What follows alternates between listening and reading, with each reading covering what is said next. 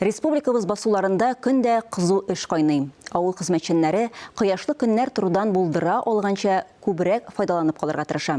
Авыл хуҗалыгы тармагында яшел урак үстечере, кышлату вакытында малларны азык белән тәэмин итү иң мөһим бурыч. Әйтик, җаваплылыгы шикләнгән Соба җәмгыятенең сатыш бригадасында да терлек азык әзерләүгә бик ныклап керештеләр. Киләсе язма Соба районыннан.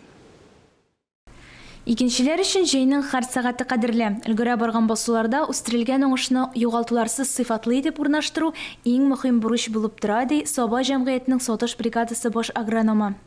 Буларның уңышы кайберсеннән 85-90 центнер гектарны өмет итсәк, кайберләреннән 40-50-55 центнер өмет ителә. Иртә яздан кара көзгә хәтлек барлык технологик таләпләрне үтәп эшләгән очракта гына без югары уңышка өмет итә алабыз.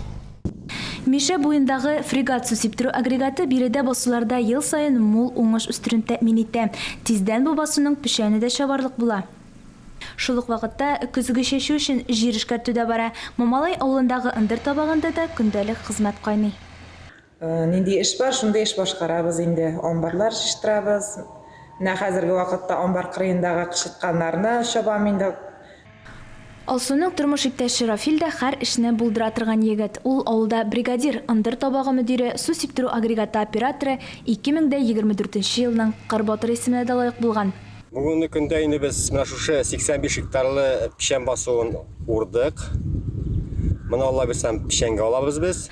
Ындыр табагындагы эшләрдә сатыш урта мәктәбе укучылары да катнаша. Кече яшьтән хезмәт сөеп үскән яшүсмерләр авылның киләчәге булыр дип өметләнәсе килә.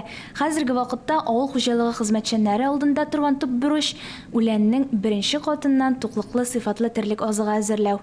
Миләүшә Мусина, Раилә Галәвина, Ирек Султанов, Татарстан яңалыклары, Соба районы.